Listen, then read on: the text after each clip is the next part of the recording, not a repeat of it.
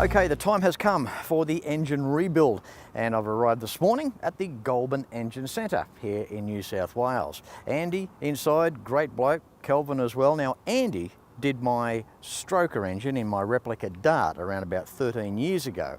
He rebuilt that and did a few things to it, did a great job. And today he's getting a second bite at the mechanical cherry with this 440. I just can't wait to get it in there, get the sump off, take a look inside. When an engine seizes from heat, everything cops it. The heads, the pistons, the bearings, even the block. Diagnostic time will tell here with Andy. I might need a new crank, the bores may need sleeves, heads will have to be crack tested. Geez, might even need another block, who knows? But whatever it needs, it will get, because this is for a 100% original car. It's rare and it needs to be saved. Basically what we'll be doing this morning is pulling the sump off it to check the bottom end to start with. Always pull it off with the engine vertical so that it doesn't actually drop all the rubbish into the engine. Upon inspection with the sump off it, it actually looks like it's in pretty reasonable condition. No real major damage has occurred in the bottom there, so we're hoping that it's nothing too major.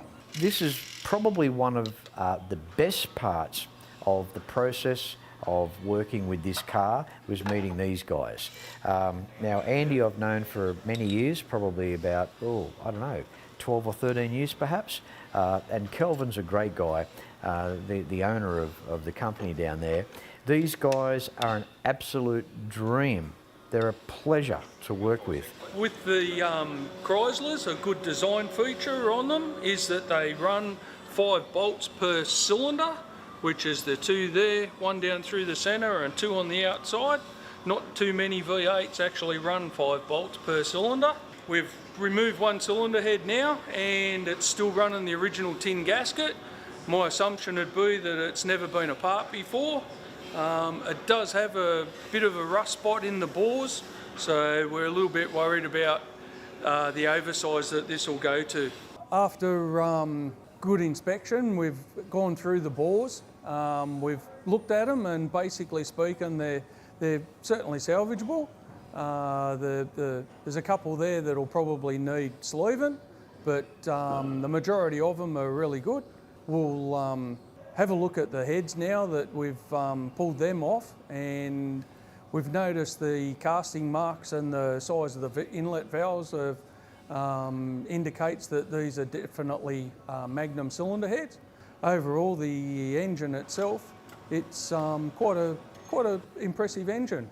Well, this vehicle, because it's the Chrysler Imperial LeBaron, it actually has the slightly upgraded engine. So with that, we'll increase the camshaft size a little bit to make it breathe a lot better, and it'll actually improve the performance of the vehicle a lot nicer than original.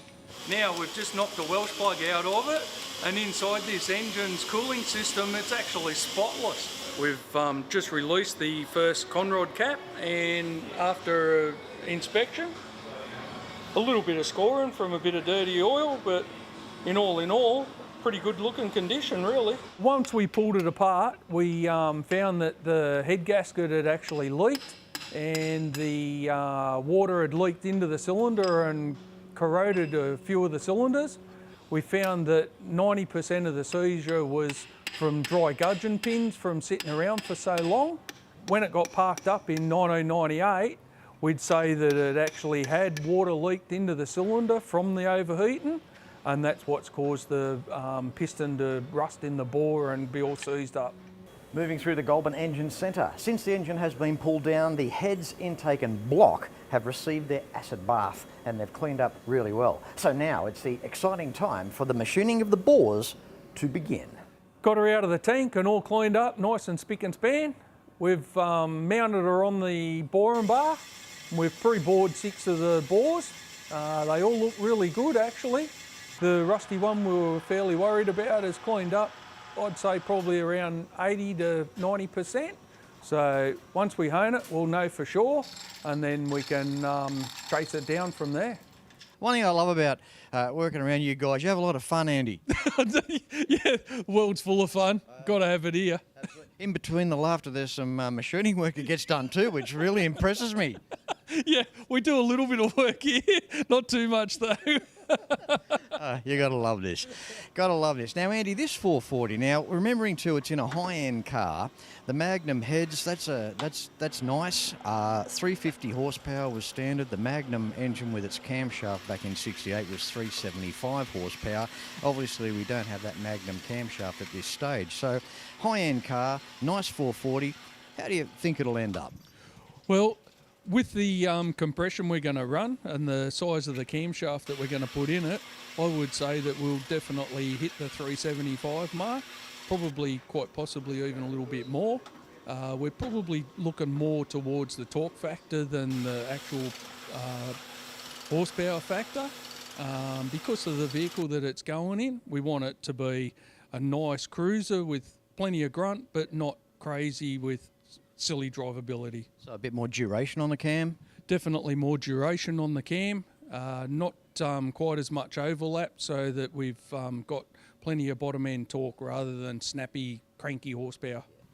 Well, so far, Andy, with the progression, it's exciting. I love to see the progression of it getting pulled down, cleaned up. And the casting, to think this was done so long ago, 1968. But the technology back in the United States of that time, it was quite exceptional, wasn't it? It was quite exceptional, Fletch. The core shift in the block and heads and stuff is fairly quite minimal, to be honest with you. Not like today's standards, you know, they're definitely made quality. And you know, one thing that's also good about working with those guys, and I felt like I was at work with them, laughing. It was just laughs all day, you know, and seeing guys happy in their job, it's almost like they're not going to work. You know, they're going to something that they love doing, and that shows in the product. You know, you're going to get far more improved productivity out of happy staff than people that turn up every day that hate being there. Andy's the sort of guy, I know a few people, and it's a great feeling, I know a few people in my life that they just instantly trigger me and I start laughing. I think we all know people like that. Maybe it's their look, how they sound, I don't know. But Andy is one of these guys. He's just, see, I'm laughing now, he's not even here. So the 440 was dropped off down there at the Goulburn Engine Reconditioning Centre, and yeah, that's when the games began.